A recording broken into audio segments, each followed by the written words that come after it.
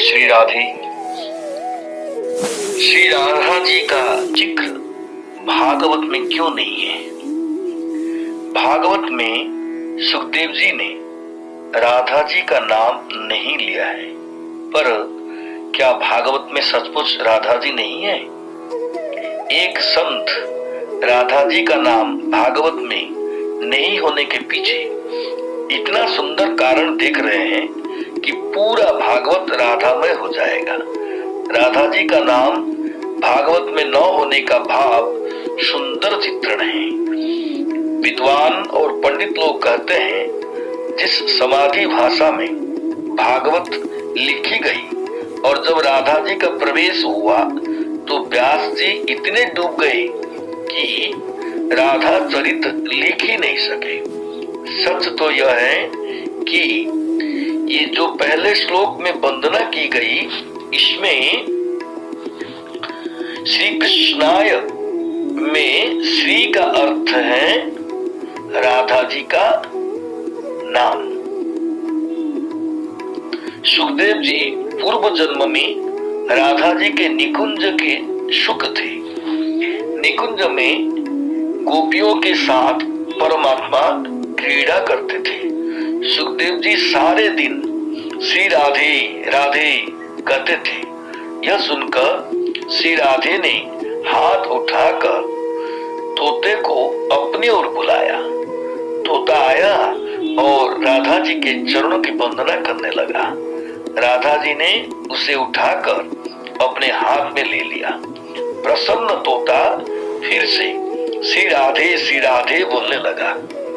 राधा जी ने कहा, हे सुख, अब तू राधे राधे के स्थान पर कृष्ण कृष्ण कहा करो, यह मुझे ज्यादा प्रिय है। इस प्रकार राधा जी तोते को समझा रही थी।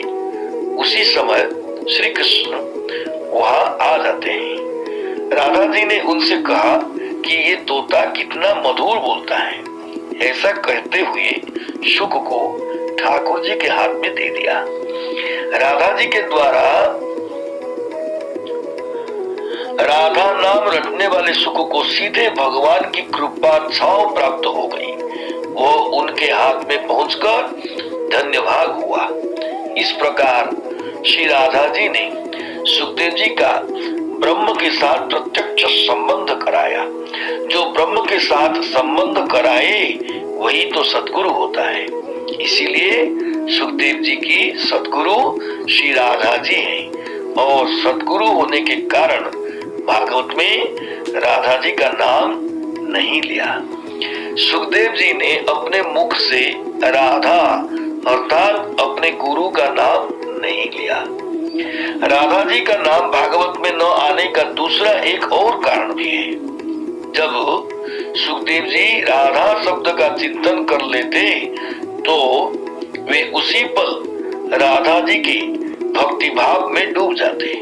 सद्गुरु का चिंतन करो तो डूबना स्वाभाविक ही बात है।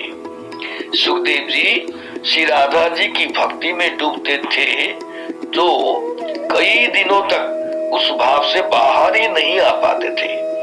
यह सब पहले हुआ रहा होगा। अब सुखदेव जी तो आए थे परीक्षित को भागवत सुनाने। राजा परीक्षित के पास बचे थे केवल 7 दिन ही।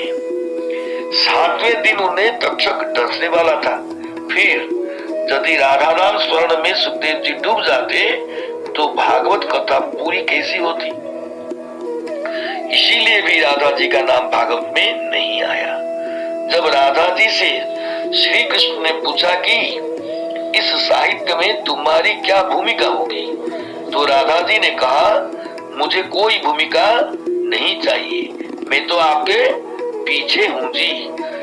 इसीलिए कहा गया है कि कृष्ण देह है तो राधा आत्मा है, कृष्ण शब्द है तो राधा अर्थ है, कृष्ण गीत है तो राधा संगीत है, कृष्ण वंशी है तो राधा स्वर है, कृष्ण समुद्र है तो राधा तरंग है, कृष्ण फूल है तो राधा उसकी सुगंध है।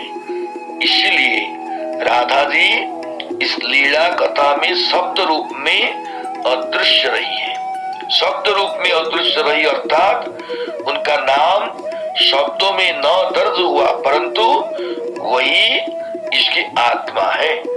राधा कहीं दिखती नहीं है, इसीलिए राधा जी को इस रूप में नमन किया। एक बार बड़े भाव से स्मरण करें, राधे राधे, ऐसा बार बार बोलते रहिएगा। राधा राधा आप बोले, और अगर आप उल्टा भी बोले तो वो धारा हो जाता है। धारा को अंग्रेजी में कहते हैं करंट। भागवत का करंट ही राधा है।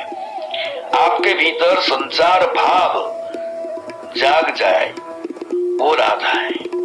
जिस दिन आंख बंद करके आप अपने चित्त को शांत कर ले, उस शांत स्थिति का नाम राधा है। यदि आप बहुत अशांत हो अपने जीवन में, तो मन में राधे राधे बोलिए, आप 15 मिनट में शांत हो जाएंगे, क्योंकि राधा नाम में वो शक्ति है। भगवान ने अपनी सारी संसारी शक्ति राधा नाम में डाल दी, इसलिए भागवत में राधा शब्द हो या न हो, राधा जी अवश्य विराजी हुई है। जय श्री राधे।